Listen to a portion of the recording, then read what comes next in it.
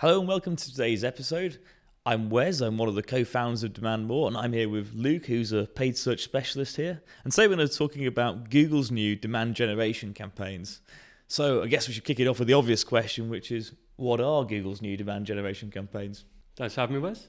The demand gen campaigns are essentially just top of funnel activity that's going to be run through the Google platform with the ability to serve across the Discover page on Google, Gmail placements, and then also a new emphasis on YouTube and YouTube Shorts. So that's the big difference between these and the old Discovery campaigns that were running on Google previously.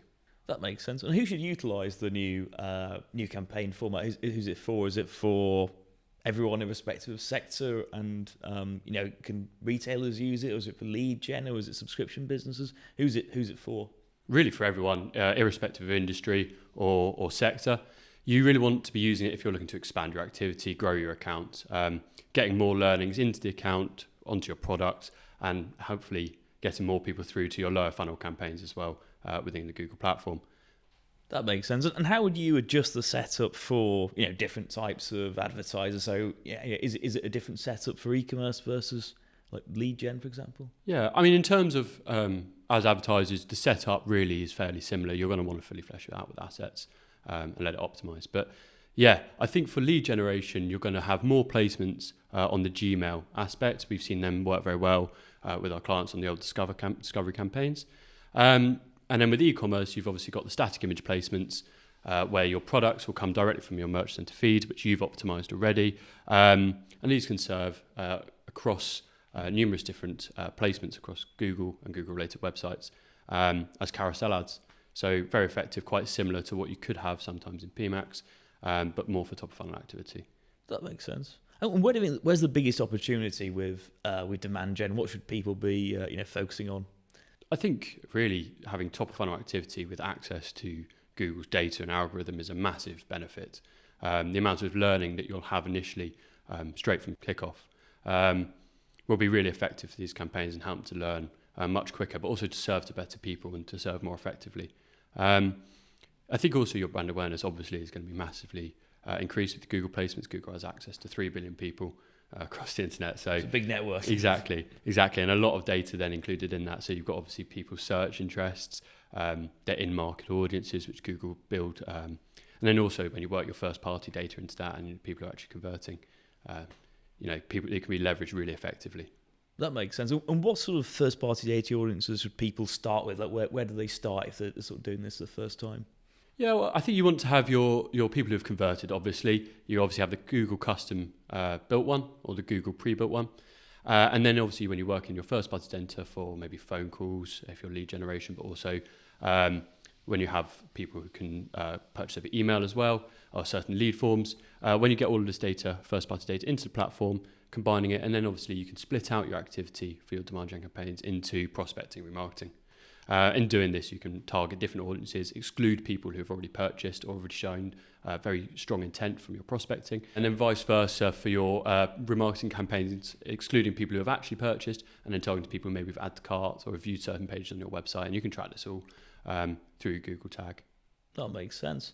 So what does the best practice setup look like for demand generation campaigns? Like, can you take us through how you'd set it up for, say, a retailer, for example? What does the audience structure look like? What does the campaign structure look like? How does it all fit together? Yeah, I guess the two main points really are you're separating out your assets and your audiences. Your assets initially may be the same for both your remarketing and your prospecting. Say for e-commerce, you're going to be wanting to have a lot of videos, obviously a lot of static images, but the static images are probably slightly less important because you'll be utilizing your product feed more. Obviously because these are pre-customized, pre-built, and you can choose which product to serve through them. So if you really wanted to segment, which we probably wouldn't advise for, but if you did want to segment by certain product types, this is possible through that. And then with your assets, you want to flesh it out as much as possible. You want to get as many videos and static images as Google allows. And then you'll allow the algorithm to optimize, decide which ones are working best, which combinations work best. And then you can recycle out your worst performers and trial new ones. Because of the YouTube placements and the YouTube Shorts, you expect sort of TikTok style stuff to be working really well there. But we don't know. It's worth experimenting. It depends what your brand has previously performed best with, where people see your brand currently.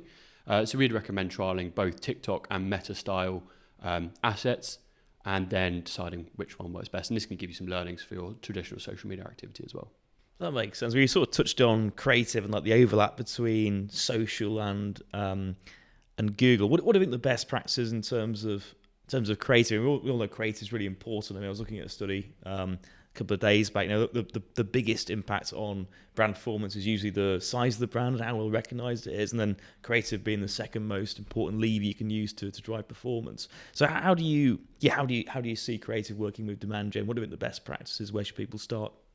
I think here there's going to be a lot of overlap with Meta, really. Certainly for your static images, not too text heavy, eye-catching. It's got to be in line with what you're already currently running across social media.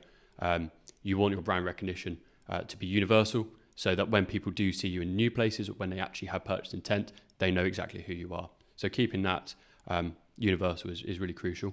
For the videos, it can really vary. There's more TikTok style with subtitles. This obviously could work really well. YouTube Shorts obviously has very similar content. A lot of creators will post the same content on both platforms. That being said, the same is equally true for Instagram. So really it is a case of experimenting with different video types, making sure you have clear CTAs for your longer style formatting ones, or longer style formatted ones, particularly in landscape when they're serving in feed on YouTube. But then when you have the YouTube Shorts, making sure they're quick, you get the message across concisely and something that's memorable. That makes sense. And an interesting thing me and Anna were talking about earlier was around the overlap between paid activity and influencer activity. We were talking a bit about how we've used influencer creative in like Meta campaigns in the past with a lot of success.